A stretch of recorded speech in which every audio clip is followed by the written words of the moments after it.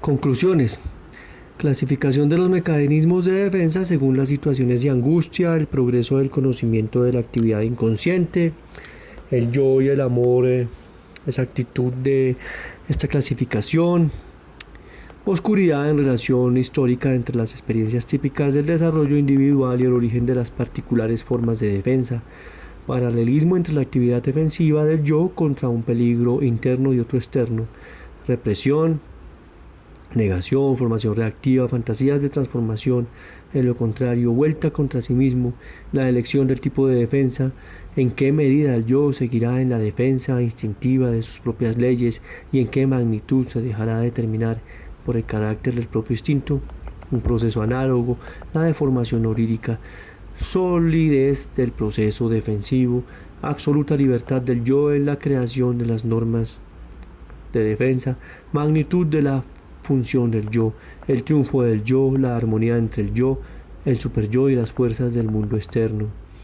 En los capítulos precedentes he intentado establecer una clasificación de los diferentes mecanismos de defensa según determinadas situaciones de angustia, ilustrándola con algunos ejemplos.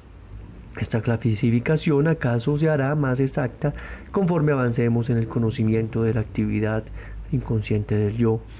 Asimismo permanece aún en gran parte oscura la relación histórica entre las experiencias típicas del desarrollo individual y el origen de particulares formas de defensa.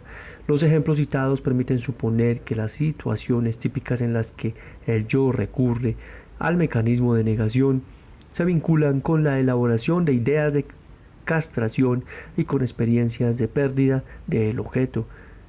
El renunciamiento altruista a los impulsos instintivos bajo ciertas condiciones impresionan como específicamente apropiado para la dominación y las mortificaciones narcisistas. En el estado actual de nuestros conocimientos nos es dable expresarnos con mayor certeza acerca del paralelismo entre la actividad defensiva del yo y contra un peligro interno y otro externo. La represión sirve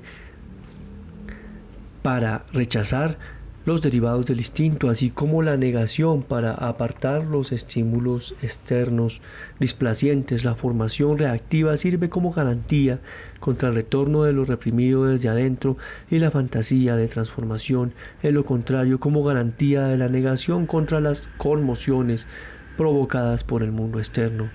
La inhibición frente al impulso instintivo corresponde a la restricción del yo, a fin de evitar el displacer emanado de fuentes externas instintivas como precauciones contra el peligro interno. Es análoga a la vigilancia constante del yo y contra los peligros del mundo externo.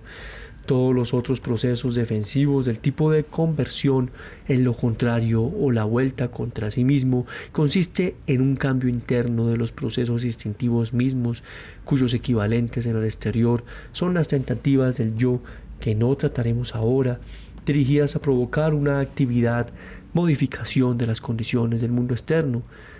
La enunciación de estos pares de opuestos conduce al problema de precisar de dónde extrae el yo el tipo de mecanismo de defensa, o sea, si el conflicto planteado con el mundo externo será conducido de acuerdo con el modelo de la defensa instintiva o si por el contrario las formas de defensa instintiva se constituyen de conformidad con los modelos de los conflictos del mundo externo. La respuesta a esta alternativa difícilmente podrá ser unívoca. El yo infantil experimenta el ataque de los estímulos instintivos y los del mundo externo en forma simultánea. Por tanto, si desea conservar su existencia, ha de emplear en ambos lados y a un tiempo sus medios defensivos. Es sobremanera probable que en este combate con los diferentes estímulos a dominar, el yo se adapte ampliamente a las exigencias particulares, ora del mundo interior, ora del exterior. ¿En qué medida seguirá el yo en la defensa instintiva de sus propias leyes y en qué magnitud dejará determinar por el carácter del propio instinto? Es un problema que acaso nos será más fácilmente comprensible si comparamos con un proceso de naturaleza análoga, la deformación onírica, la transformación de los pensamientos latentes del sueño en sueño manifiesto, cúmplese o exigencias de las censuras que reemplaza el yo en el sueño. Sin embargo, el trabajo del sueño en sí mismo no es ejecutado por el yo. La capacidad de condensación, desplazamiento, así como el uso de los diversos extraños medios de representación onírica son propiedades del ello que son utilizados con un simple propósito de deformación.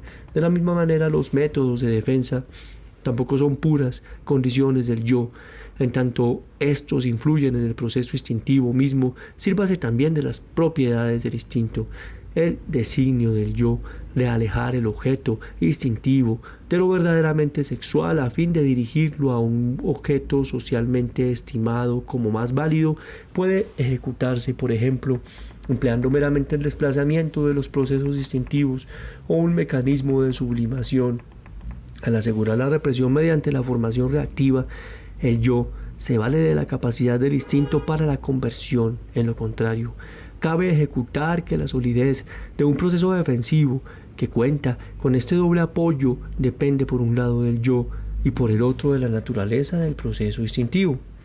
Pero aun cuando admitamos que el yo no es absolutamente libre en la creación de las formas que emplea en su actividad defensiva, a través del estudio de los mecanismos de defensa quedamos profundamente impresionados por la magnitud de la función del yo. La existencia de los síntomas neuróticos es ya en sí misma una prueba de que el yo es subyugado. Todo retorno de lo reprimido que conduce a una formación de compromiso significa una falta de la función defensiva, un fracaso del yo. El yo triunfa cuando sus funciones defensivas cumplen su propósito, cuando con su ayuda logra limitar el desenvolvimiento de la angustia y del displacer y asegurar al individuo, inclusive en circunstancias difíciles, alguna satisfacción por medio de las transformaciones instintivas necesarias.